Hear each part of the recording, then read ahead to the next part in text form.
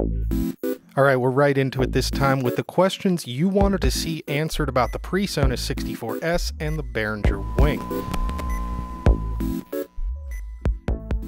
Now, both consoles have been initialized, and we'll start with connecting the stage boxes and patching some inputs to see how that process compares. Using shielded network cable from SoundTools is the way to go on any system like these. Don't mess around with cheap cable if you can afford to avoid it. This stuff really makes your life easier.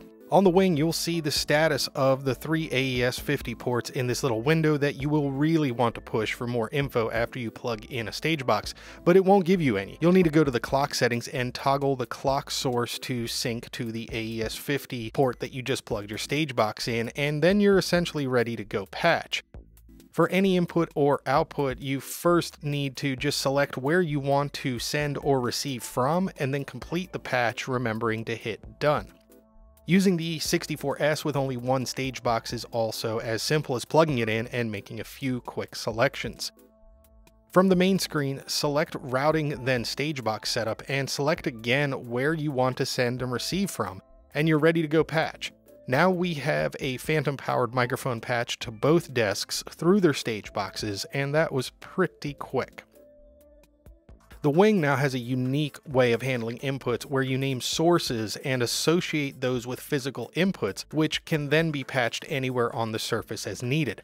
Characteristics like phantom power, whether it's a mono or stereo channel, color, naming, icons, and more can be associated with a source before it ever gets patched to a channel on the desk. It's pretty cool stuff, and it will absolutely save time if you can work out a workflow to take advantage of that. You combine that with the alternate input assignments for each channel that are available, and you've got a lot of flexibility and some redundancy built right in. The AVB ecosystem that PreSonus has created offers a huge array of different components that can be put together to make the system that fits your needs. And with AVB, that's done using pretty familiar but special network hardware. You can't just buy that stuff right off the shelf as you can with Dante. Check out my previous videos on the other AVB gear from them if you want more information on that specifically. It's worth mentioning here that the Studio Live is the only system I know of in this price range that offers gain compensation, and it's a clever implementation. Local gain compensation in the network stage boxes allows one primary console to control the analog mic pre-level before conversion to digital, allowing connected consoles to choose to either monitor or listen to that direct AVB stream or a gain compensated stream that's handled by the DSP in the stage box. One question that comes up really often about stage boxes, especially these two, is whether or not you can use them standalone as something like an interface to your computer to record with, and the answer for both of these is no.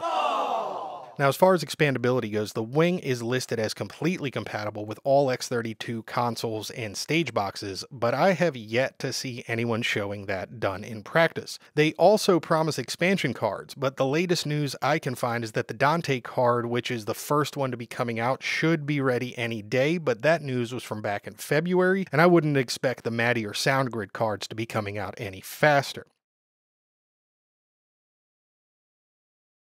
So if audio networking is critical to you right now, I would say that the PreSonus is going to be your better bet, while the Wing may have expansion cards soon, but right now not available. Some of the other coming soon features I've seen folks dealing with and that I've found as well on the Wing is so far there is no implementation for MIDI whatsoever. Channel delay can be increased to turn it on, but it can't be toggled on or off. So the only way to turn it back off is to turn it all the way down, which is a little bit frustrating. I've seen a number of reports now from users recording to the USB stick, which ends in the console either rebooting randomly, black screens with audio loss, and things like that, but also I've seen other users that have dual 512GB micro SD cards installed in the dual card slot for recordings, and they're having great luck with that, even though there's no official support beyond 32GB for those cards. So your mileage will definitely vary depending on your skill level, how much you're willing to play around and figure things out with these consoles. consoles, as well as it seems to be just luck. I've seen a good number of people now mentioning ghost selections on the screen, and I will say with the Behringer touchscreen, while that glossy big screen does look great, you barely have to touch it. You better be sure that your hand is over the right thing, or you can select something and it can oftentimes be mission critical in the Wing because there's so much packed onto that screen. Now, the PreSonus has a similar control issue that I would love them to have avoided, and that is in the input section where you select for each channel whether it's analog, network, USB, or SD card. Now, if you happen to accidentally bump one of those, you turn your input off, and that's never good. So I'm going to do it right now. So I'm on channel 2 of this board, and if I go to you just lost me. I'd love that to not be right there. It's like kind of in between your hands on the faders and all the knobs you're constantly going back and forth to, and that could be a real problem. So let's talk about the user experience for a minute. The specs are all in the paperwork, so what do they actually feel like? What would I use each console for? In my opinion, the Studio Live system would really excel in situations where it might be installed and accessed by many different people with different needs. So churches, schools, other facilities right now doing streaming especially, I think would be really well served looking at these systems to add flexibility across their entire audiovisual department. It's well supported and familiar enough to deal with for anyone who's operated a mixing console to walk up and to have a good shot at getting sound out the other end. Now, the Wing is a completely different animal to get behind and will appeal to a very specific type of live user anyway, more than most consoles. I imagine a certain type of theater user will love the variety of surface controls, the customization, and the overall depth of the console. That big glossy touchscreen is attractive for sure, but control software with larger dedicated windows and a mouse for specific tasks is a pretty common feature that I've grown accustomed to, especially on complex mixes. My biggest complaint walking up to the Wing, and specifically to do with the screen, is that the knobs and buttons surrounding the screen don't always line up with the parameter on the screen that you're expecting it to. I imagine they'll continue to tweak this integration as they continue to release more firmware updates, but right now it is a little bit of a pain to work with. I've had lots of questions about the Wing's user manual and the patchwork nature of support for the X32 series before it, and the Wing unfortunately doesn't seem to be any different. It has been beyond frustrating to evaluate such an extensive piece of gear with nothing more than a quick start guide and a Facebook user group for reference. This approach would seriously prevent me from spending money on this console in a professional setting, but that's just me. My biggest complaint about the 64S is a personal one as well, and that's as you get more comfortable with it and start moving around the surface faster, it's not the easiest surface to feel fast on. And what do I mean by that? Well, my fat fingers have a bit of trouble with knobs that taper thinner at the top. I genuinely just need a little bit more space between the knobs and something a little bigger to grasp onto, especially if I'm not looking at the console. And more so on that, the rubbery soft buttons on this console don't offer the tactile click that I'm used to feeling from buttons when I'm pressing them without looking at them. I find myself stopping often with both of these consoles. Honestly, they both have these soft rubbery buttons similar to a Soundcraft Expression, and you have to kind of slow down and make sure you carefully hit them instead of that confidence you have with something like a Yamaha console where you can feel under your fingers while you're not even looking at the console a really solid tactile click when you select something. Mixing in my peripheral vision is something that is extremely important on real world jobs, and having to stop to constantly look down and make sure that you're only pressing the button once and looking for just a little more feedback than the button is providing is kind of an issue. Now, once you do get over the sheer amount of buttons and new terminology and things you're not used to seeing on the surface of a console, the Wing's actually quite comfortable to work on. The banking and various sections are really excellent, and once you get quick on it, you can fly around this console. There's a ton of room, things are separated, so if you're the type of person that likes to manage one thing in your left hand while you have other layers or other things on the console happening underneath your right hand, this console will really fit that style well. You can get a lot going on that top surface that is unrelated, and they've added a lot of places for you to make it feel like your own, which is really cool. In my opinion, the Behringer Wings faders don't feel very robust. They feel cheap. They feel sluggish. They look sluggish when they move around. There's kind of this slow scraping noise when they get into position, very slowly.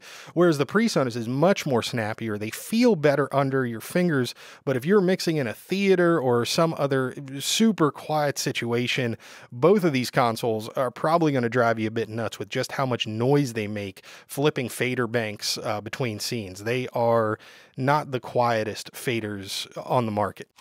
So let's do one last test. And it's a common question that comes up nowadays with any system, digital or otherwise, especially with stage boxes. And that's whether or not if you lose power, it's going to pop or make a ton of noise. So I'm going to put my lav right there. And both consoles are connected directly up to this, no mixer or anything, just straight up to the two inputs on the speaker. And you can hear they're on. That's the Wing, and then hey. That's the PreSonus. So we'll start with the Wing.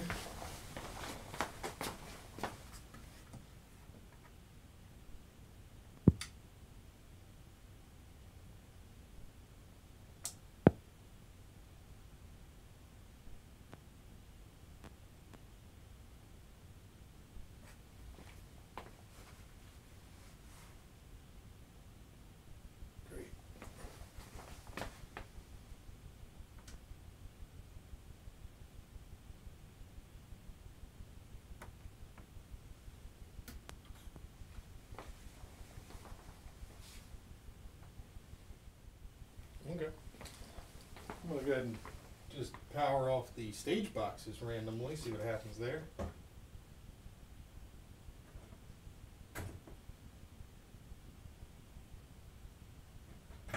DL16. I'm just going to hit it with the power switch this time. Jeez. Let's do Midas again.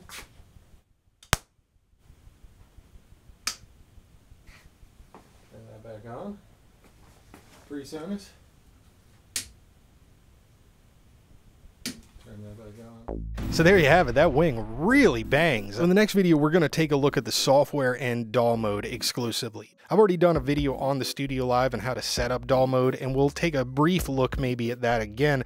But the question that's come up a lot, and since the Behringer DAW isn't out yet, it just doesn't exist, I see questions a lot about how these consoles work with other DAWs. And specifically, I'm going to take a look at how they work with Reaper. Reaper's a pretty down-the-middle DAW. It can emulate a lot of other stuff. It's got a lot of similarities to other DAWs, and it's super accessible to anybody to download and try. So I figured I'd give it a shot with those. We'll dive into software and things of that nature in the next video. If there's anything you'd want to see on that, let me know. But keep in mind that there's, Facebook user groups on both of these that have way more in-depth answers on the software side that I'll be able to provide in these videos. So if you want to talk to people who are using these every day in studio environments, please check those Facebook user groups out, because they're going to have way more time behind the consoles in that context than I do. Thanks for watching. Be sure to subscribe so you don't miss the next video in this series. I'll see you next time.